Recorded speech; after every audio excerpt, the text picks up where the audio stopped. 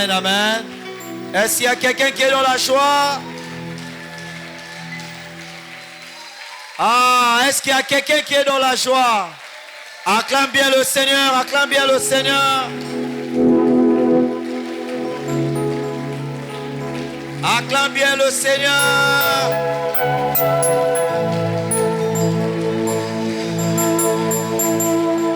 Acclame bien.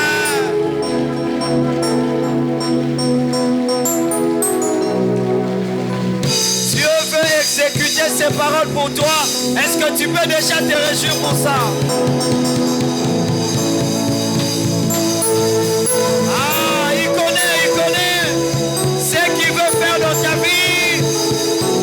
Acclame le Seigneur. Amen, amen. Pendant que nous sommes debout, nous prenons nos Bibles. Nous voulons lire le passage de ce matin. Nous sommes dans 2 Corinthiens chapitre 9.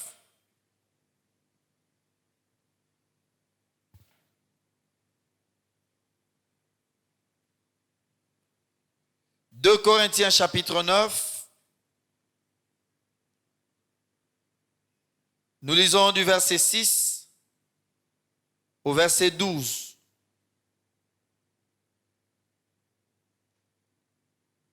2 Corinthiens chapitre 9, 6 à 12. Rappelez-vous, sémence parcimonieuse, maigre récolte. Sémence généreuse, moisson abondante. Que chacun donne ce qu'il aura décidé en son cœur, sans regret ni contrainte, car Dieu aime celui qui donne avec joie. Il a aussi le pouvoir de vous combler de toutes sortes de bienfaits. Ainsi vous aurez en tout temps et en toutes choses tout ce dont vous avez besoin, et il vous en restera encore du superflu pour toutes sortes d'œuvres bonnes. Ainsi qu'il est écrit, on le voit donner largement aux indigents, il demeure pour toujours approuvé par Dieu. Celui qui fournit la sémence au semeur et lui donne le pain dont il se nourrit, vous donnera aussi avec largesse toute sémence nécessaire et fera croître les fruits de votre générosité.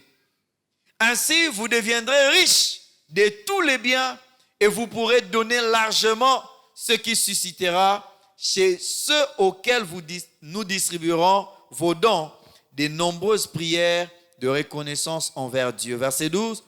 En effet, le service de cette collecte a pour objet non seulement de pouvoir aux besoins de ceux qui appartiennent à Dieu, mais encore de faire abonder des prières de reconnaissance envers Dieu. Amen, amen. Est-ce qu'on peut acclamer la parole de Dieu? Quelqu'un peut m'aider à dire à son voisin, à sa voisine, bonjour? Wano souhaitez bonjour, maintenant dis-lui fongole longi. Tozana bapaya, fongole longi. Tozana bapaya, bazota la biso fongole longi. Amen, amen. Bapaya zande bangelou.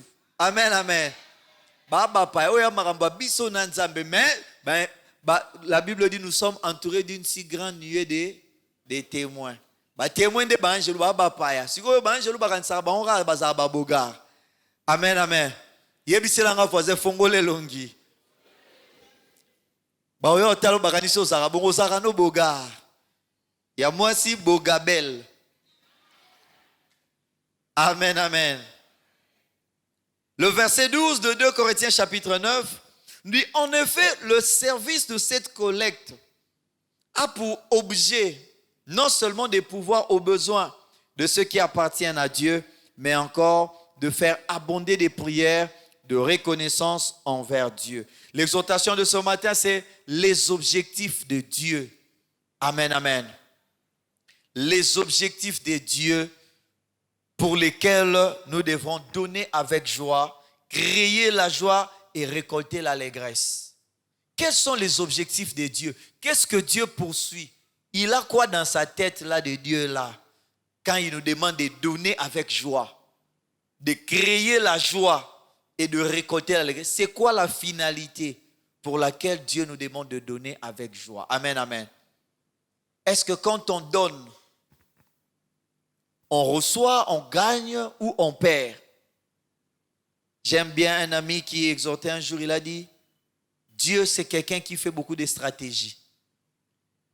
Il a joué le jeu de dames contre le diable et le diable croyait qu'il était en train de bouffer les pions de Dieu. Et à la fin du match, Dieu lui dit non, qui perd. Qui perd. J'ai à qui perd gagne. Donc celui qui va perdre tous ses pions, c'est celui-là qui va gagner. Et Satan croyait qu'ils étaient dans le jeu où celui qui bouffe les pions de l'autre, celui qui gagne, c'est lui qui va gagner. Non, celui qui gagne, c'est celui qui perd. Amen, amen. Et dans la vie, c'est aussi comme ça. Généralement, nous croyons que celui à qui on donne de l'argent, c'est celui qui gagne de l'argent. Quand on part au travail, on nous a payé, on dit qu'il a fait quoi? Il a gagné de l'argent. Amen, amen. Non, ce n'est pas celui qui reçoit qui gagne. C'est celui qui donne.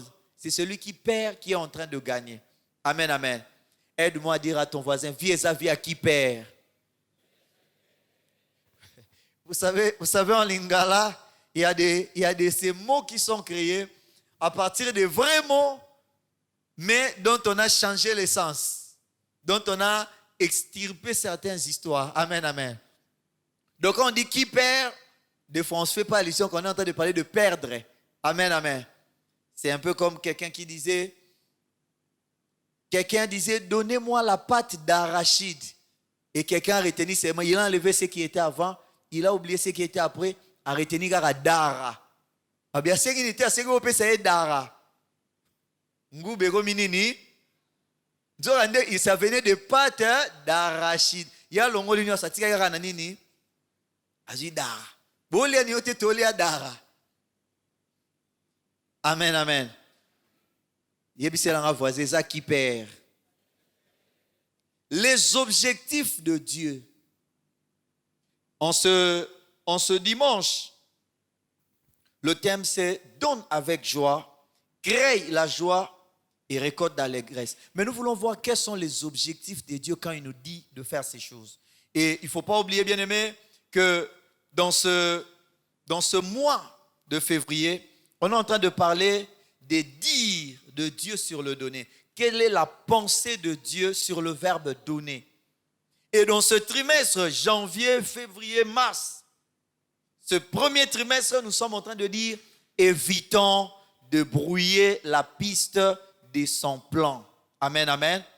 Dieu a ses projets, mais des fois, nous les humains, nous venons brouiller la piste. On vient mettre du désordre dans l'ordre de Dieu. Amen, amen. C'est un peu comme quand Jacob devrait bénir les enfants de Joseph.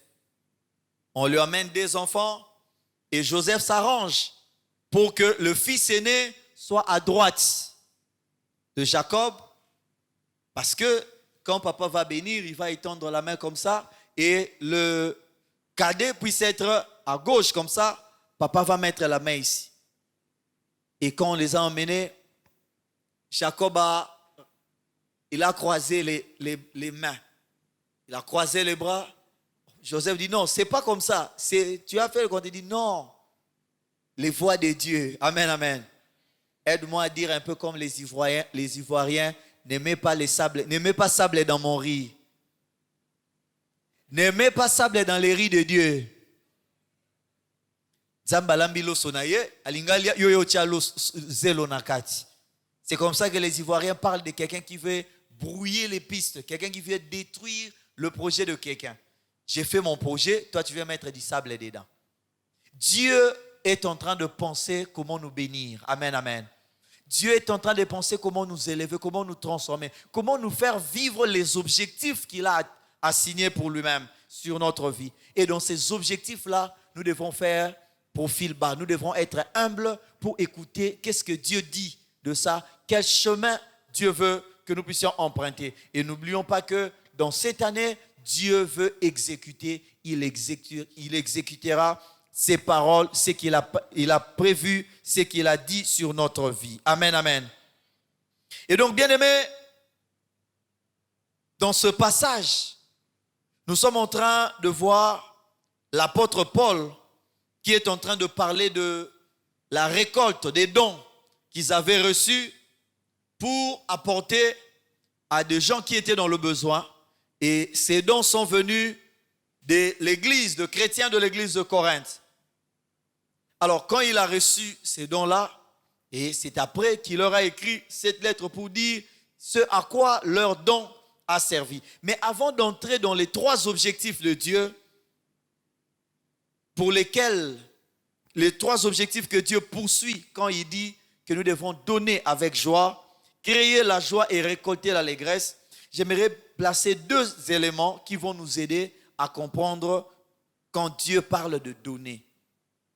Quand Dieu est en train de parler de donner, et généralement chez nous les humains, quand on parle de donner, surtout à l'église, la plupart des gens quand on dit donner, les gens pensent à donner de l'argent. Amen, amen. On pense seulement à donner quoi?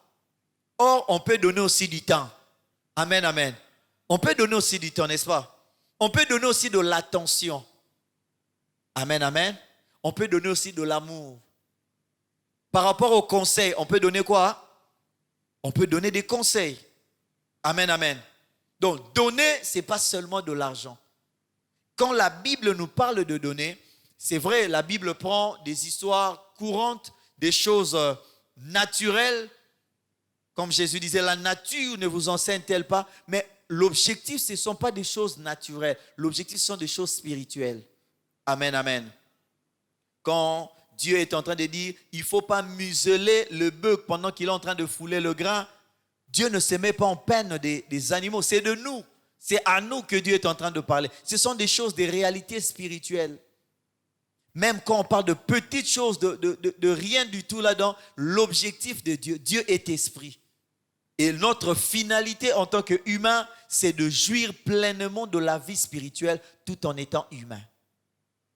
Amen, amen. L'objectif, voilà pourquoi quand nous allons mourir, nous allons ressusciter. Pourquoi? Parce que nous ne sommes pas des êtres purement spirituels. Bien que la Bible dit en réalité dans l'homme, c'est quoi? Hein? Mais l'esprit là, c'est dans qui? C'est dans l'homme. L'homme là maintenant, quand l'esprit là, l'homme là, il est qui? Non, on a mis l'esprit dedans. En réalité, dans l'homme, c'est quoi? Hein? L'esprit, c'est dans l'homme. Maintenant, quand on enlève ce qui est dans l'homme, qu'est-ce qui reste? C'est l'homme qui reste, non? Amen, amen. C'est dans l'homme qu'on a mis l'esprit, mais l'homme là, il est charnel, il est le tout. L'homme, il est d'une part spirituel, d'une autre part charnel, d'une autre part fait de chair. Amen, amen. Voilà pourquoi ton corps là, même si tu tombes malade, Dieu guérit ça pour montrer qu'il veut que ton corps vive pleinement en accord avec l'esprit qu'il a fait habiter en toi. De telle sorte qu'un jour, nous allons mourir, il y aura de ceux qui seront enterrés, il y a de ceux qui leurs corps vont pourrir, il y a de ceux qui vont mourir dans les eaux, il y a de ceux qui vont mourir dans des guerres, il y a des gens... Peu importe, mais les derniers jours, tous ceux qui appartiennent à l'Éternel, leurs corps vont ressusciter. La Bible dit même, la mer va rendre tous ces morts. Imaginez quelqu'un qui est mort dans la mer, qui a été bouffé par des poissons, mais les derniers jours, et les poissons là ont été bouffés par les humains, et les derniers jours, Dieu dit que la mer doit rendre. La mer dira, oh, le corps là était venu chez moi, mais les poissons l'avaient bouffé. Amen, amen. Qu'est-ce qui va se passer? C'est ces poissons-là qui ont été bouffés là. Oui, le poisson dira, mais moi j'avais bouffé ces dons, mais moi aussi j'ai été. Mais la personne qui avait bouffé ses trous, la personne là va ressusciter. La personne là va ressusciter les poissons qu'il avait bouffés. Les poissons là va rendre à la mer.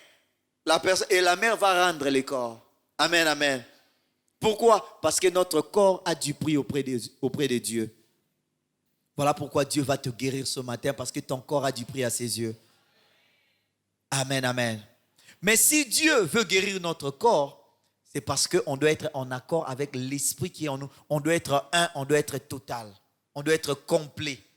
Et quand on va ressusciter, on va vivre en tant qu'humain, mais le Dieu qui est esprit, son esprit va contrôler la totalité de notre humanité, de telle sorte qu'on va vivre pour ne plus mourir. On va vivre comme Adam et Ève avant qu'ils ne commettent le péché. Amen, amen. Bien-aimés, quand on parle de donner, il ne s'agit pas seulement de donner de l'argent. Mais au travers de donner de l'argent, il s'agit de donner des choses qui ne s'achètent pas, des choses qui sont spirituelles, des choses qui sont éternelles. Amen, amen. Tout ce qui peut s'acheter n'a pas de valeur. Il y a un jour, un professeur d'économie donnait cours. J'étais en train d'assister à un professeur à l'UPC qui donnait le cours d'éthique et il donnait ce cours-là dans toutes les facultés. On est allé dans la faculté d'économie et on était là à la porte. Il y avait un professeur qui était encore là, qui devait sortir, et un professeur qui disait à ses étudiants, tout s'achète et tout a un prix. Même le Fils de Dieu, il a été acheté, il a été vendu. Tout se vend et tout s'achète. Amen, amen. Et quand on est entré, un autre jour, on m'a laissé entrer. Je devrais recadrer cette histoire-là chez les étudiants. Je leur ai dit, tout s'achète et tout se vend. Le professeur avait raison, mais tout ne s'achète pas qu'avec de l'argent. Amen, amen. Et tout ne se vend pas que pour avoir de l'argent. Il y a des choses qui peuvent se vendre, mais pour avoir la vie éternelle. Il y a na parabole, il y a l'économe infidèle, qu'on peut se faire des amis éternels avec des biens temporaires, avec des choses qui passent, des choses qui vont mourir, des choses qui vont disparaître, mais on peut accéder à des choses qui vont demeurer éternellement. Amen, amen. Tout s'achète, tout se vend. Même le Fils de l'homme a été vendu. Il avait un prix. 33 ou 32 pièces. On a vendu Jésus. Mais le prix pour lequel on devrait vendre Jésus, ce n'était pas pour récolter de l'argent. C'était pour récolter la vie de l'humanité. Amen, amen. Jésus s'est vendu, il s'est offert, il s'est donné pour gagner quelque chose de supérieur. Donner, ce n'est pas seulement lié à l'argent. Donner, ce n'est pas lié seulement aux choses temporaires, aux choses matérielles, aux choses visibles. Donner, ça s'étend, ça va jusqu'aux réalités spirituelles. Amen, amen. Et donc, à chaque fois que vous allez entendre donner, il faut lier cela à sa finalité. La finalité du donner, de tout ce qui est matériel, la finalité, ce sont des choses éternelles, des choses spirituelles. Amen, amen. La deuxième chose que j'aimerais dire, quand on parle de donner, on est en train de parler de s'étendre. On n'est pas en train de parler de diminuer, de réduire. Amen, amen. Généralement, quand on dit un enfant a 5 bonbons, il a donné 2 à ses amis. Qu'est-ce qui lui reste? Il lui reste combien? Qu'est-ce qu'on a fait? C'est quelle opération? Donc, quand on donne, on enlève, n'est-ce pas? Mais dans la parole de Dieu, quand Dieu parle de donner, il n'est pas en train de parler d'enlever. Il est en train de parler d'étendre, de faire grossir, de repousser les limites. Amen, amen. Si tu avais $10 et que ton revenu s'est limité à $10, les hommes te diront il faut gagner de l'argent. Il faut travailler, mais Dieu te dira, il faut donner. Amen, amen. Quand tu donnes, l'objectif c'est que tu atteignes $100. Je ne sais pas qu'est-ce qui s'est passé, mais à un moment, le monsieur qu'on appelle Bill Gates, il n'était plus l'homme le plus riche de la terre. Il y avait un autre monsieur, un Mexicain, je ne sais pas, quelqu'un qui était devenu l'homme le plus riche. Alors, le monsieur avait envie, c'est un protestant qui connaît ces choses, je suppose. Il voulait redevenir l'homme le plus riche. La première des choses, il a démissionné en tant que PDG de Microsoft. Il a dit, j'arrête, je me concentre dans la fondation Bill et Melinda Gates. Qu'est-ce que je vais faire? Je vais commencer à donner, à distribuer mon argent. Amen, amen. Il a arrêté de diriger son entreprise, il s'est concentré à commencer à donner. Quand il a commencé à donner, pas plus de 2 ans, il est redevenu l'homme le plus riche. Au fait, c'est une réalité spirituelle qu'il a appliquée dans le monde de l'économie. Qu'est-ce qui s'est passé? Le monsieur s'est dit, quand mes biens circulent, quand on doit vendre des histoires, on doit payer des douanes, on doit faire ceci, on doit vendre à un prix parce que les gens qui doivent acheter, eux aussi doivent, voilà. Qu'est-ce que je vais faire? Je vais prendre de l'argent, je vais aller offrir au pays. Je donne un exemple. Il arrive en RDC et dit, je vous fais don de $500 millions. La RDC dit, c'est un don, oui, c'est un don. Mais prochainement, je veux faire venir des téléphones, des histoires ici. Il dit, non, mais ces histoires-là, quand ça doit entrer, il faut rabaisser quand même les prix. Vous voyez, ce sont des choses qui viennent de votre donateur. c'est quand même moi, je vous donne de l'argent. Et quand on réduit certains prix, le prix de cet article-là sur le marché, ça baisse. Amen, amen. Quand la qualité est là, iPhone fait telle qualité, lui fait telle qualité, mais lui c'est à moins cher, bon, c'est son produit qui va le plus se vendre. Et quand c'est son produit qui se vend le plus, c'est lui qui gagne plus d'argent par rapport à ses concurrents. Amen, amen. Mais pour plus gagner, il devrait faire quoi? Hein? Il devrait donner. Amen, amen. Quand on parle de donner, on est en train de parler de s'étendre. On n'est pas en train de parler de réduire. Auprès de Dieu, si Dieu veut t'emmener loin, il te dira donne. Quelqu'un qui veut t'emmener nulle part, il te dira reçois. Amen, amen. Recevez le miracle, recevez. Les gens qui reçoivent là, ils partent nulle part. Amen, amen. À chaque fois qu'on te dit reçois, tu reçois, reçois, tu reçois. La personne qui te donne sera toujours au-dessus de toi. Sera toujours supérieur. Tu auras toujours besoin de celui qui te donne. Mais celui qui te donne, il n'aura pas besoin de toi parce que lui, il en a déjà. Il est supposé que c'est lui qui donne. Amen, amen. Ceux qui viennent se ressourcer auront toujours besoin de la source. Mais parce que la source produit toujours, la source n'aura pas besoin de ceux qui doivent venir se ressourcer. Parce que la source va toujours produire. Amen, amen. Donc j'aimerais qu'on comprenne ces deux choses avant que nous puissions voir les objectifs de Dieu. Donner, ce n'est pas seulement en termes de choses matérielles. Parce que quelqu'un dira, mais ici on parle de donner, mais moi je n'ai pas d'argent. Oui, tu as peut-être le temps. Et généralement, les gens qui n'ont pas beaucoup de boulot, beaucoup de travail à faire, sont des gens qui ont le temps, qui ont beaucoup de temps. Et ils ne savent pas qu'ils ont toujours quelque chose à donner. Amen, amen. Donner, ce n'est pas seulement des choses matérielles, c'est aussi des choses immatérielles, des choses spirituelles, des choses intellectuelles, des choses morales, des choses à d'autres niveaux, au-delà des choses matérielles et au-delà de l'argent. La deuxième chose, donner, quand Dieu dit donner, ce n'est pas réduire, ce n'est pas soustraire. Quand Dieu dit donner, ça veut dire qu'il veut étendre. Amen, amen. Alors, 3 objectifs. Pourquoi Dieu nous dit de donner avec joie? Pourquoi Dieu nous dit que quand nous donnons, nous devons créer la joie? Pourquoi Dieu nous dit que nous devons récolter la joie? C'est quoi l'objectif de Dieu? Le premier objectif de Dieu, quand tu nous dis de donner, c'est que Dieu veut que nous puissions lui ressembler et le refléter. Le représenter sur terrain. Lui ressembler et puis le représenter ou bien le refléter sur le terrain. Amen, amen. Quand nous devons aller représenter un chef du quartier et quand on doit représenter le président de la République, qu'est-ce qui va nous rendre heureux? On sera dans la joie de représenter qui? Les chefs de l'État, n'est-ce pas? Parce que le chef du quartier peut être boudé, il peut être écrasé par les gouverneurs. OK? Mais quand tu représentes les chefs de l'État, ça veut dire que dans cet État-là, dans ces pays-là, c'est lui le chef. OK? Donc quand toi tu les représentes, c'est toi qui deviens qui? Donc quand toi tu représentes des chefs auprès du gouverneur, est-ce que tu as besoin de devenir gouverneur? Est-ce que tu as encore envié le poste du gouverneur? Tu n'es pas gouverneur, tu n'es rien à part les représentants. Tu n'es même pas président de la République. Tu es qui ils sont?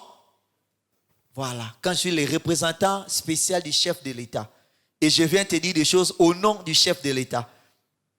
Toi, tu es gouverneur, tu es bourgmestre, tu es chef du quartier. Tu vas t'incliner, oui ou non? Et même si ce n'est pas le président qui a dit ça, c'est moi-même qui ai inventé ça. Mais moi, je représente des présidents. Est-ce que toi, tu vas douter de ça? Combien de fois des représentants, des envoyés du président n'ont pas fait des choses au nom du président, mais des choses qui ne viennent pas du président? Parce qu'ils se sont rendus compte qu'ils ont le pouvoir. Amen, amen. Je prie le Seigneur que par le pouvoir de donner, que tu puisses représenter Dieu sur ton terrain, sur tous les terrains où tu seras au nom de Jésus. J'ai pris que dans ton mariage, que tu représentes Dieu sur le terrain. Amen, amen. Et quand tu représentes Dieu, quand le célibat vient, toi tu donnes un ordre. Plutôt quand le divorce vient, toi tu donnes un ordre. Est-ce que le divorce va douter? Est-ce que le divorce va résister? Tu représentes Dieu dans ton corps à cause du donner. Quand la maladie viendra, tu donnes un ordre. Est-ce que la maladie dira ça ne vient pas de Dieu? Ça vient du représentant de qui? Comment est-ce que nous représentons Dieu quand nous donnons? Nous représentons Dieu parce que Dieu c'est le premier donateur. Amen, amen. La Bible dit, car Dieu a tant aimé le monde qu'il a fait quoi? Qu'il a donné. Et quand Dieu donne, c'est ce qui fait que Dieu soit Dieu. Amen, amen. Dieu, il n'est pas Dieu parce qu'il est... Non, il est Dieu parce qu'il n'y a que lui qui donne certaines choses. Personne d'autre ne peut donner ça. Donc même si on a toutes les raisons de bouder Dieu, on n'aura aucune raison de douter que c'est lui qui donne ces choses-là. On dépend de lui parce qu'il n'y a que lui qui produit ça, il n'y a que lui qui donne ça. Comme quoi? Comme le souffle de vie. Amen, amen. Tu peux bouder Dieu comme tu veux. Voilà pourquoi il y a de plus en plus d'extension de l'occultisme, particulièrement dans la franc-maçonnerie. Pourquoi? Parce que la franc-maçonnerie fait partie de ces mouvements où on reconnaît Dieu. Ok? Ils ont compris que si on s'oppose à Dieu, on ne va pas exister. Il faut qu'on reconnaisse Dieu, mais qu'on dévie. Un peu comme Lucifer avait fait. Il a reçu le pouvoir de Dieu, mais il a dévié ça, il a désorienté ça. Alors eux, ils disent que nous reconnaissons. Tu peux être pasteur, mais si tu es maçon, il n'y a pas de problème. Nous, on reconnaît toutes les religions, on reconnaît Dieu. On reconnaît que c'est Dieu qui a créé toutes choses. Et le simple fait de reconnaître Dieu comme ça, quand vous regardez, vous allez dans des mouvements occultes comme des Rotary Club, ce sont les plus grands donateurs. Dans des Rotary Club, dans des CCR, ils donnent pourquoi? Parce qu'ils veulent que sur terrain, que eux soient des représentants de Dieu. Amen, amen. Mais malheureusement, dans le fond, ils savent que ce n'est pas le vrai Dieu qu'ils représentent. Ils veulent représenter un autre Dieu. Bon, quelqu'un d'autre qui se prétend être Dieu, mais il ne l'est pas. Même Satan, lui-même, dans son satanisme le plus profond, il reconnaît qu'il ne peut rien, il dépend de Dieu. Amen, amen. Ce qui fait que Dieu soit Dieu, c'est sa capacité à être la source, le donateur de toutes choses. Tu peux te faire soigner comme tu veux. Tu peux aller consulter le diable, mais la seule personne qui donne la guérison, c'est qui? Amen, amen. Voilà pourquoi l'Église ne doit pas s'opposer aux médecins qui soignent. Et ils ne font que soigner.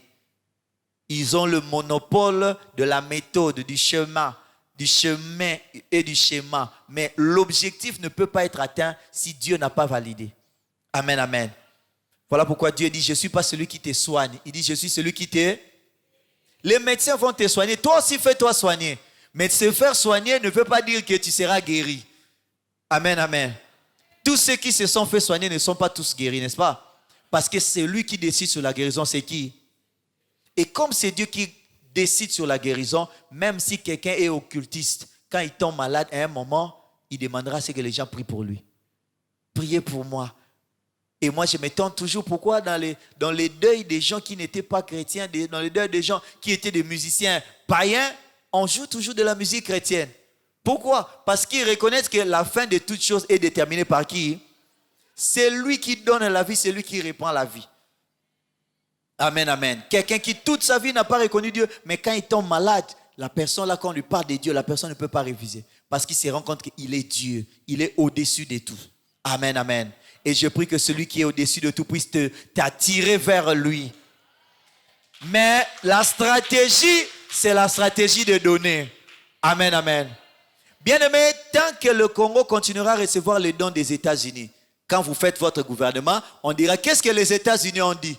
Les élections se sont passées, oui. C'est qui a gagné? C'est lui ou c'est pas lui? Qu'est-ce que les États-Unis? Parce que l'argent, vous recevez de qui? Voilà pourquoi il faut à un certain moment remercier ces gars-là. Je ne suis pas des politiciens, mais les gars qui a dit qu'on va organiser nos élections, on ne va pas recevoir l'argent des gens. Maintenant, nous, on a organisé notre élection, on n'a pas reçu l'argent des gens. Vous allez nous dire qui on va mettre. Hein? Voilà, il a décidé de mettre la personne qu'il a voulu. Et vous n'avez rien à dire, ce n'était pas avec votre argent. Amen, amen. Amen, amen. Dans toutes ces choses, ça peut être des choses purement humaines. On doit être en mesure de voir Dieu derrière ces choses. Amen, amen. La pensée de Dieu, c'est que celui qui donne, c'est celui qui domine. Et Dieu sait que le jour où il va arrêter de donner la vie, il va arrêter de dominer sur les hommes. Et quand Dieu te dit, il faut donner avec joie, parce qu'en donnant, tu es en train de me ressembler. Tu es en train de ressembler à Dieu et tu es en train de le représenter sur le terrain. On représente Dieu par la domination. Celui qui donne, il domine. Amen, amen. La deuxième chose ou le deuxième objectif, On va aller rapidement pour avoir le temps de prier. Le deuxième objectif, c'est Dieu veut que nous puissions donner avec joie parce qu'il veut faire de nous des bons gérants. Des bons gérants. Aide-moi à dire à ton voisin, gérant. Gérant. Bien-aimés, nous sommes des gérants des choses que nous avons reçues. Nous n'en sommes pas les propriétaires. Les propriétaires de la vie, c'est qui? Voilà pourquoi j'aimerais mettre une parenthèse. Il faut faire très attention en tant que parents. Quand les parents ont des enfants, il nous arrive facilement de croire que ce sont nos enfants. Ce ne sont pas nos enfants. Ce sont les enfants de qui? Il nous les a donnés pour faire quoi? Pour gérer. Parce que le propriétaire, il peut les reprendre quand il veut. Et on ne va rien faire parce que ça lui appartient. Il peut aussi nous refuser ces enfants-là. Parce que ce n'est pas nous qui créons des enfants, c'est Dieu qui nous donne des enfants. Amen, amen. Je prie pour quelqu'un qui est en ces lieux, qui fournit des efforts pour avoir des enfants, qu'il se rende compte que c'est Dieu qui donne des enfants. Ce n'est pas nous qui créons des enfants, ce n'est pas nous qui faisons des enfants, c'est Dieu qui les donne. Amen, amen. Une folle s'est fait enceinte, engrossée par un fou. Les deux, dans leur folie, ils ne comprenaient rien, ils faisaient des choses follement. Ils étaient dans un amour fou. Bon, l'amour des fous, on appelle ça l'amour, hein? Maintenant, si toi, tu es entre l'amour fou, est-ce que tu es fou ou tu n'es pas fou? Les fous étaient en train de vivre un amour comment, hein? Dans leur folie, dans la folie de leur amour, ils ont eu un enfant. Cet enfant-là qui devrait naître, il devrait naître comment, hein? L'enfant devrait naître fou, mais l'enfant n'est pas fou. L'enfant est totalement normal. Pourquoi? Parce que ce ne sont pas les fous qui ont fait un enfant. C'est Dieu qui leur a donné, hein? Amen, amen. Donc, quelqu'un peut aller se prostituer, faire la fornication, l'adultère, faire des histoires qui n'ont pas de sens. Et quand il attrape un enfant, il dit c'était un accident. Ce n'était pas un accident. Il y a quelqu'un qui donne des enfants. Amen, amen. Même quand tu es dans l'erreur là, il peut te donner un enfant pour te ramener dans l'ordre. Il dit, ah, toi tu crois que tu peux donner ton corps à tout le monde? Ok, donne ton corps. Moi aussi je vais te donner des enfants. Comme ça tu vas te rendre compte qu'après, que tu es appelé à un sens de responsabilité. Amen, amen. Bien-aimés, Dieu veut que nous soyons des bons gérants. Un gérant, c'est celui qui gère trois choses. La première chose que le gérant gère, c'est ce qu'il reçoit. Pourquoi? Parce que ça ne lui appartient pas.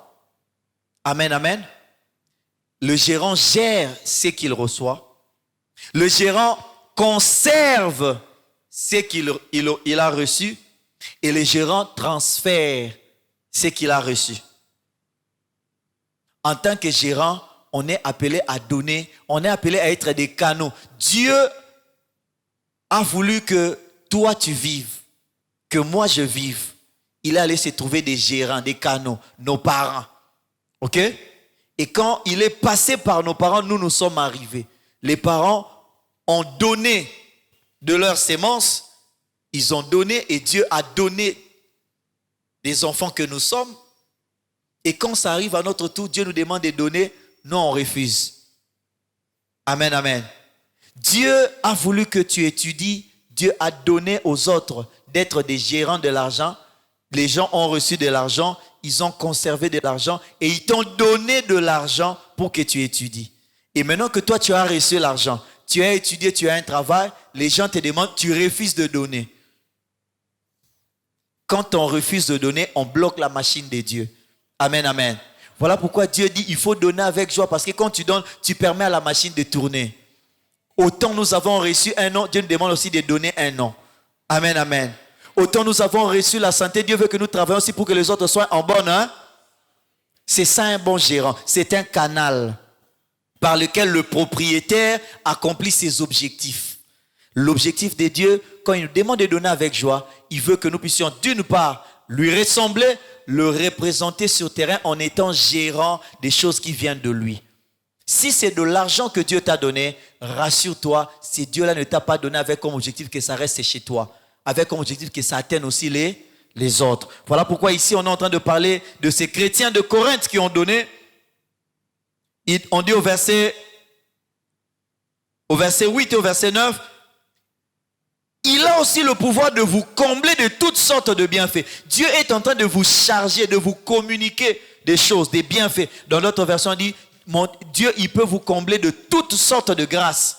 Ainsi, vous aurez en tout temps et en toutes choses tout ce dont vous avez besoin, et il vous en restera encore du superflu pour toutes sortes de bonnes œuvres. Ainsi qu'il est écrit, on le voit donner largement aux indigents. Il demeure pour toujours approuvé par Dieu. Amen, amen. Si Dieu peut te combler de toutes sortes de grâces, l'objectif, ce n'est pas seulement, avant que ça passe chez les autres, il faut que toi aussi tu jouisses de ça. Amen, amen. Et ce matin, j'ai prié le Seigneur pour que ce Dieu qui te donne de l'argent, il faut que tu bouffes bien ton argent. C'est Dieu qui te donne la santé, il faut que tu jouisses de la santé. C'est Dieu-là qui te donne la paix, il faut que tu jouisses de la paix. C'est Dieu-là qui te donne la joie, il faut que tu jouisses de la joie. Voilà pourquoi j'aimerais que quelqu'un puisse m'aider, dis à ton voisin, Fongo le longi. Amen, amen. Bato ba sekarate ba nunarava. Oh nunava. Amen, amen. Dieu veut que nous puissions jouir des choses qu'il nous donne. C'est ça un gérant. Il conserve des choses qu'il a reçues. Il en jouit. Il gère cela. Pendant qu'il gère cela, il a une souveraineté.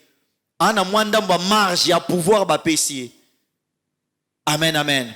Je prie le Seigneur que le Dieu qui fait toutes sortes de grâces, que Dieu te permette de jouir de tout ce dont il va mettre de tout ce qu'il va mettre à ta disposition comme grâce. Mais quand ça arrive chez toi, il faut que ça arrive suffisamment pour que toi tu arrives à combler tous tes besoins et puis après que tu en aies encore. Est-ce que quelqu'un peut m'aider à dire l'abondance et non l'excès? Quand tu es gérant, tu n'es pas gérant des excès, tu es gérant de l'abondance. Amen, amen. Quand dans une entreprise, il y a excédent, c'est suspect. Mais quand il y a abondance, là, on est dans les bons. Amen, amen. La différence entre l'excès et l'abondance, bon, ce qu'ils ont en commun, c'est qu'ils sont au-delà des limites. Ok? Quelqu'un qui reçoit à tout moment $100, sera surtout qui n'a poche nae à se retrouver na 150, à qui n'a musala ba fouti $100 nae, à zogi nandok à se retrouver na 150. 50 à l'ikolo wana, c'est ça superflu. Ok? Parce que superflu wana, et ça n'a pas tendance à balai. Ça peut être soit excès, soit abondance. Quand est-ce que ça devient excès? Quand ça, on ne sait pas qu'est-ce qu'on va faire avec. Amen, amen. J'ai prévu ma vie jusqu'à $100. Maintenant, il y a 50. Qu'est-ce que je veux faire? C'est un peu comme dans une publicité. Quelqu'un a vu, ce sont ces gens des excès qui donnent de la folie à certaines personnes. Dieu te regarde et dit, c'est papa ici, il mérite qu'on le paye $500. Et un jour, tu attrapes $1000. On apprend que tu as maintenant 3 femmes dans les quartiers. C'est l'excès qui te fait faire ça. Amen, amen. Tu ne savais pas qu'est-ce que tu devrais faire avec les 500 autres là. Alors, comme tu n'avais pas prévu, tu ne savais pas ce que tu devais faire avec, quand ça arrive, tu commences à en faire des choses qui vont courir à ta perte. Amen, amen. C'est l'excès qui nous emmène à la destruction, à l'autodestruction. C'est l'abondance c'est le superflu qui nuit. Mais l'abondance, c'est quoi? C'est tout ce que Dieu nous donne au-dessus de ce qu'il y a pour nous-mêmes, mais ce que Dieu nous donne pour les autres. Donc, quand tu en as en abondance, tu ne vas pas devenir fou parce que tu en as pour toi. Et le reste, ce n'est pas pour toi, c'est pour les autres. J'ai pris que Dieu te donne l'intelligence en abondance. J'ai pris que Dieu te donne de l'argent en abondance. J'ai pris que Dieu te donne la santé en abondance. Quand les gens ont une santé en excès, ce sont des gens qui ont 5-6 femmes parce qu'ils croient qu'ils auront toujours l'énergie pour tous ces gens-là. Amen, amen. Quand une femme a la beauté en excès, c'est cette femme qui accepte de mixer 3-4 hommes. Ok? Parce qu'elle ne sait pas qu'est-ce qu'elle va faire avec l'excès de beauté qu'elle a. Mais quand tu sais ce que tu vas faire avec, tu as suffisamment de beauté pour ton mari, tu as suffisamment de beauté pour tes enfants, et l'excès là, c'est pour l'évangélisation. Amen, amen. C'est pour gagner des âmes à Jésus, c'est pas pour commencer à aller en prendre autant des hommes. Ah, que Dieu te donne l'excès, l'abondance de beauté pour que tu ne sois pas dans les excès. Amen, amen. Tout excès fait quoi? Hein? Mais l'abondance ne nuit. Ça ne nuit pas, ça ne nuit jamais l'abondance. Parce qu'on en a pour nous, on en a aussi pour toute bonne œuvre. On en a suffisamment, on a suffisamment mangé chez nous, on a suffisamment de poissons et on donne aux autres. Mais c'est quand on n'en a pas en abondance qu'on commence à critiquer les autres. Que quand il faut donner aux autres, on commence un peu à réfléchir. Lui, toujours demander l'argent, toujours demander l'argent. Quel jour il se va donner? Genre, aujourd'hui, je ne vais pas lui donner. Hier, je lui avais donné. Et l'autre jour, là, mais aujourd'hui encore, aujourd'hui, je ne vais pas lui donner. Bon, aujourd'hui, je lui donne. S'il vient demain, je ne vais plus donner. Ces genres de raisonnements sont les raisonnements des pauvres. Ce sont les hommes. Bon, excusez-moi, hein, les papas. Souvent, ce sont les papas qui sont pauvres qui disent que les femmes sont des matérialistes. Jamais vous allez entendre Bill Gates dire que les femmes sont des matérialistes. Parce qu'il en a pour leur donner. Amen, amen. Quand un homme n'a pas beaucoup d'argent, c'est cet homme-là qui commence à réfléchir. Cette femme est matérialiste. La femme veut seulement qu'on achète une parcelle, mais un milliardaire, il sera comme la femme de Bill Gates, l'ex-femme de Bill Gates, qui allait en vacances une semaine dans une île qui louait $1 million par jour. Il amène 10 de ses amis, ils partent en vacances dans une île. Elle loue toute une île là, mais pour $1 million le jour. Et elle part seulement en vacances de 7 jours. Des fois même, elle dit, bon, je veux partir en vacances de 1 mois. 30 millions, vacances. Et puis après, elle revient calmement. Jamais tu vas entendre Big dire, toi tu es matérialiste, tu es dépensière. Elle n'est pas une femme dépensière parce qu'il en a. Il a encore des millions pour des vacances. Que Dieu te donne aussi des millions pour des vacances. Mais malgré ça, ils ont quand même divorcé. Donc, papa, quand maman te crée des ennuis, des problèmes, il ne faut pas dire parce que tu es pauvre. Non, même les riches, même les milliardaires, les femmes les refusent aussi. Amen, amen. Ah, moi, je suis à Zobo, il y a un pauvre. Ah, babo tole nga yo pona mbongo, siko bigat babo tole moi si pona ni. Amen, amen. Il y a des choses qui sont au-delà de l'argent. Tout ne se résume pas dans l'argent. Amen, amen. Dieu veut que nous soyons des gérants. Et en étant gérant, il faut qu'on nourrit bien les gérants, sinon les gérants vont devenir voleurs. On paye bien celui qui travaille pour qu'il soit en mesure de bien gérer le bien public. Amen, amen. Que Dieu bénisse le cœur, la vie, le corps, l'âme, l'esprit, le travail de quelqu'un ce matin pour qu'il soit un bon gérant de choses que Dieu lui donne.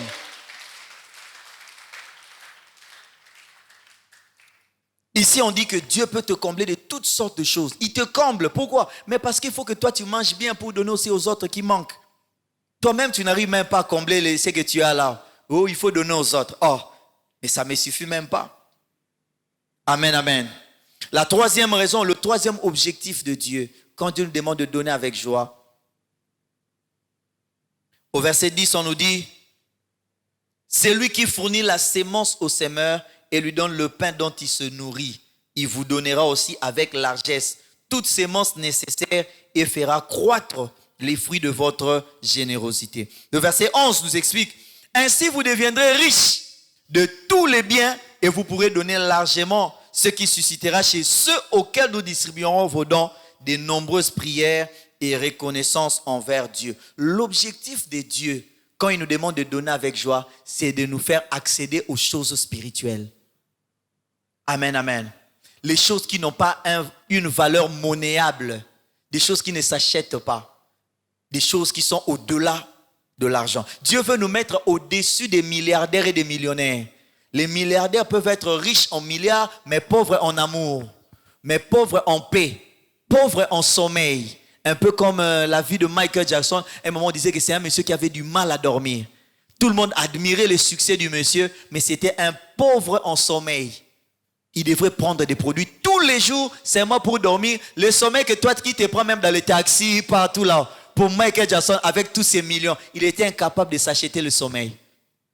Amen, amen. Il était incapable de rester comme ça, puis il commence à ronfler. Non, sans médicaments, il ne sait pas dormir. On ne sait pas si c'était dû à quoi, mais la vérité, c'est que Dieu veut nous mettre au-dessus des réalités terrestres. Dieu veut nous emmener dans des choses d'en haut. Amen, amen. Dans Romains chapitre 14, verset 7, on conclut par là. Romains chapitre 14.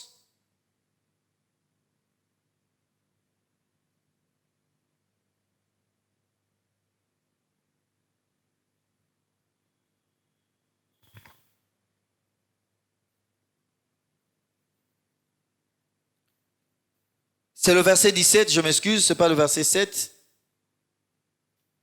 Car le royaume des dieux, ce n'est pas le manger et le boire, mais la justice, la paix et la joie par le Saint-Esprit. Amen, amen. Dieu veut nous faire accéder à la joie. Dieu veut nous faire accéder à la paix quand il nous demande de nous désapproprier des choses qui ne peuvent jamais nous donner la paix. L'argent, toutes les choses de ce monde, quand l'homme a péché, Dieu a frappé d'insatisfaction tout ce qu'il y avait sur la terre. Tu peux en avoir autant, tu ne vas jamais t'en rassasier. Ok? Tu peux avoir une femme, tu peux avoir 2, 3, 4, tu ne vas jamais. Salomon a commencé comme ça jusqu'à atteindre 1000. Mais enfin, quand il a dit, je cherche une femme parmi 1000. Mais tu en cherches encore comment? Tu en as déjà assez, on ne s'en rassasie jamais. Même si tu deviens millionnaire, quelqu'un disait, Bill Gates aussi, il part travailler. Il se réveille très tôt, il part travailler. Il part faire quoi? Il cherche quoi? L'argent. Mais chaque seconde, quand il reste chez lui, chaque seconde, il y a des millions qui entrent dans son compte. Mais tous les jours, il part chercher quoi? Pourquoi? Parce qu'on ne s'en rassasie pas. Et Dieu veut nous mettre au-dessus de ces choses. Quand il nous demande, l'objectif de Dieu, c'est que nous soyons sur la terre, nous puissions tout posséder, tout jouir de ces choses sans pour autant nous attacher à ces choses. Sans pour autant nous accrocher à ces choses parce que ce sont des choses d'un bonheur mensonger, d'un bonheur éphémère. Ce sont des choses qui nous distraient. Le vrai bonheur, c'est le bonheur éternel que nous devrons avoir avec lui. La vraie paix, c'est la paix que nous trouvons en Jésus-Christ. Ce n'est pas la paix parce que maintenant je suis devenu président de la République. Ce n'est pas la paix parce que maintenant on me paye $10,000 de salaire, je suis dans la joie, dans la paix. La joie, ce n'est pas quand on a beaucoup d'argent. La joie, ce n'est pas quand on a beaucoup de ces choses. Mais la joie, le bonheur, la paix, c'est quand on est attaché à Jésus-Christ. Amen, amen. L'objectif de Dieu, quand il demande de donner avec joie, de créer la joie, c'est parce qu'il veut nous attacher à des réalités, à des objectifs spirituels. Amen, amen. Bien-aimés, le royaume des dieux, quand on dit que ton règne vienne, quand le royaume des dieux vient, c'est un royaume où, quand on a des enfants, on ne s'accroche pas à ça. Quand on a un mariage, on ne s'accroche pas au mariage. On est prêt à mentir, on est prêt à tout pourvu qu'on soit marié. C'est faux. C'est faux. On n'est pas prêt à tout. Parce que le mariage, on peut l'avoir et puis on le perd. L'homme, là, on peut l'avoir et puis il meurt. La femme, là, on peut l'avoir et puis elle meurt. Les enfants, on peut les avoir et puis ils vont disparaître. Ce sont des choses que nous ne possédons pas, qui ne nous appartiennent pas, des choses dont nous sommes des gérants. Et quand on est conscient de ça, on vit dans la paix, on vit dans la joie, parce qu'on est au-dessus de ces choses derrière lesquelles les gens cherchent la joie. Nous sommes au-dessus de ces choses. Que Dieu bénisse sa parole dans nos cœurs. Au nom de Jésus. Amen.